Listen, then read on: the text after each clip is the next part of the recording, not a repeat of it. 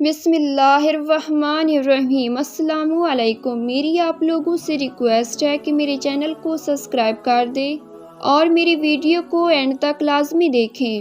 حضرت طالوت علیہ السلام بنیامین کی اولاد میں سے تھے، تو انہوں نے ان کے بادشاہ بننے پر اعتراض کیا اور خود کو زیادہ حقدار قرار دیا اور کہا کہ یہ تو فقیر ہے، اس کے پاس مال و دولت بھی نہیں ہے، اور ایسا شخص بادشاہی کے قابل کیسے ہو سکتا ہے؟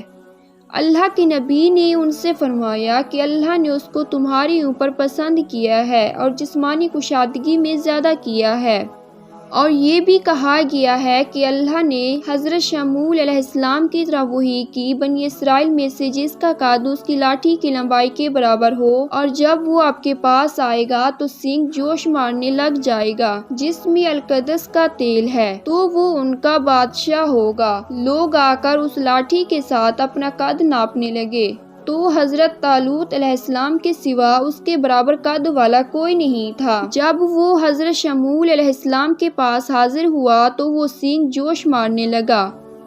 حضرت شموئیل علیہ السلام نے اس سینگ سے اس کو تیل لگایا اور بادشاہت کے لیے اس کو نامزد کر دیا، اور لوگوں سے کہا کہ یقیناً اللہ نے اس کو تم پر پسند کیا ہے اور اس کو علم بھی زیادہ دیا ہے، اور بعض کہتے ہیں کہ اس کو جنگوں لڑائیوں کا تجربہ تھا۔ اللہ جس کو چاہتا ہے بادشاہت دے دیتا ہے، کیونکہ حکم بھی اسی کا اور مخلوق بھی اسی کی، اور اللہ علم والا کشادگی والا ہے۔ اور ان کو ان کے نبی نے کہا کہ اس کی بادشاہت کی نشانی یہ ہے، تمہارے پاس صندوق آئے گا جس میں تمہارے رب کی طرف سے تمہارے لیے سکینت ہوگی، اور آل موسیٰ اور آل ہارون علیہ السلام کا باقی ماندہ ترکہ ہوگا، اور اس صندوق کو فرشتے اٹھا کر لائیں گے، اس میں تمہارے یقینی نشانی ہے، اور اگر تم ایماندار ہو۔ یہ در حقیقت اس نیک آدمی کی حکومت کی برکت تھی کہ اللہ نے اس کی طرف وہ صندوق لوٹا دیا جو ان سے چھین لیا گیا تھا، اور دشمن ان سے یہ صندوق چھین لینے میں کامیاب ہو گئے تھے، اور اسی صندوق کی برکت سے دشمنوں پر ان کی مدد کی جاتی تھی۔ اس میں ان کے رب کی طرف سے سکینت تھی۔ کہتے ہیں کہ اس میں سونے کا ایک تھال تھا جس میں انبیاء علیہ السلام کے سینوں کو دھویا جاتا تھا، اور یہ بھی کہا گیا ہے کہ اس میں خاص قسم کی تیز ہوا تھی، اور بعض کہتے ہیں کہ اس میں بلی جیسا ایک جانور تھا۔ جب وہ لڑائی کے دوران چیختا تو بنی اسرائیل والوں کو یقین ہو جاتا کہ اب اللہ تعالیٰ کی طرف سے نصرت اور مدد نازل ہوئی ہے۔ اور آل موسیٰ اور آل ہارون کی باقی ماندہ چیزوں سے مراد تختیوں کے ٹکڑے تھے، اور کچھ من تھا جو ان پر تہیہ کیے میدان میں اترتا رہا تھا۔ تمہاری نظروں کے سامنے فرشتے اسے اٹھا کر لائیں گے تاکہ یہ اللہ کی نشانی ثابت ہو اور میری کہی ہوئی بات پر کھلی دلیل ہو، اور نیک آدمی کے تم پر بادشاہ بننے کی علامت ہو۔ اس لیے اللہ تعالیٰ نے فرمایا کہ اس میں تمہارے لیے نشانی ہے اگر تم ایماندار ہو۔ مورخین کہتے ہیں کہ جب عمالقہ قوم نے اس صندوق پر قبضہ کیا تو انہوں نے اپنے علاقے کے ایک بت کے نیچے اس صندوق کو رکھ دیا۔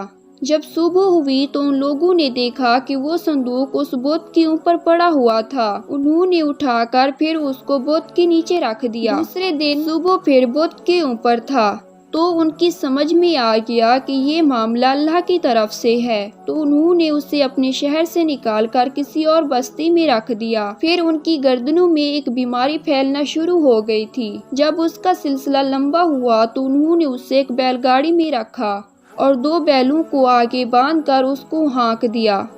کہتے ہیں کہ فرشتوں نے ان کو چلایا اور بنی اسرائیل کی ایک جماعت کے پاس لے آئے۔ جب وہ اسے دیکھ رہے تھے جیسے ان کو ان کی نبی نے خبر دی تھی۔ اب اللہ ہی بہتر جانتا ہے کہ فرشتے اس کو کیسے لائے۔ ظاہر تو یہی ہے کہ فرشتے اس کو اٹھا کر لائے تھے۔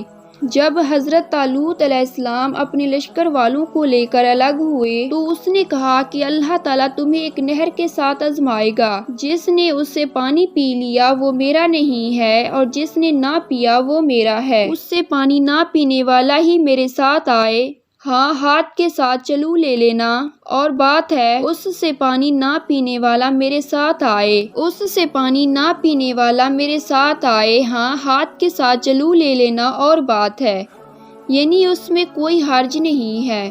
اللہ تعالیٰ فرماتے ہیں کہ تھوڑے لوگوں کے سوا سب نے اس سے پانی پی لیا۔